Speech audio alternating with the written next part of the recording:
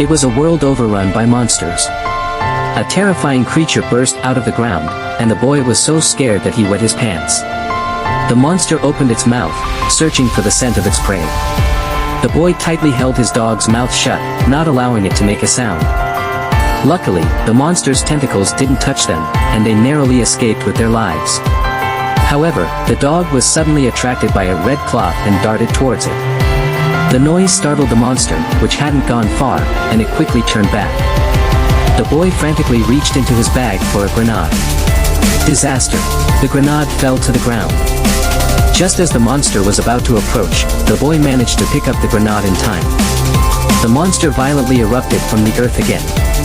At the crucial moment, the boy threw the grenade into the monster's mouth, and within seconds, the monster was blown to pieces, but even more terrifying things awaited. The boy approached a pond, and suddenly, several large eyes emerged from the water. Then, a toad jumped out. Before the boy could react, a long pink tongue lashed towards him, making him shudder in fear. Just as he was about to flee, the tongue wrapped tightly around his leg. As he was about to become the toad's meal, the dog bit the toad's tongue, forcing it to release its grip in pain. The boy quickly stood up and ran, with the dog close behind. Fortunately, the toad wasn't fast, and they barely escaped. As the boy and the dog continued on their way, the dog suddenly sensed something terrifying nearby and immediately hid inside a large yellow rubber duck. Beneath the ground, a few tentacles seemed to be moving. Suddenly, a giant centipede monster stood up. The boy was so terrified that he froze. The centipede monster stretched out its small hand to touch the boy's weapon before giving him a hard slap. The centipede monster swaggered over to the yellow duck, ready to turn the dog into a small snack. The boy, recalling how his family had been killed by monsters, quickly overcame his fear.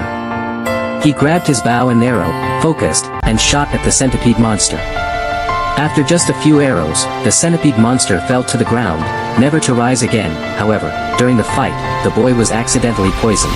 As he began to lose consciousness, he saw the faint image of a girl. When he woke up again, he was still alive. It was the girl who had saved him. It turned out that these people had been living on this desolate island, but their resources were running out. A captain on a luxury yacht happened to pass by and offered to take them to a new island the next day. That night, the boy accidentally discovered that the fruit the captain had given them was actually poisonous. The captain and his crew were really thieves. The boy hurried to warn everyone, but it was too late. One by one, people fell to the ground. He himself was knocked out. When he woke up again, they had all been tied up by the thieves. Worse still, a terrifying giant crab was approaching them. Fortunately, the boy managed to free himself from the restraints. He grabbed a harpoon and charged at the crab, piercing its belly and sending it tumbling backward.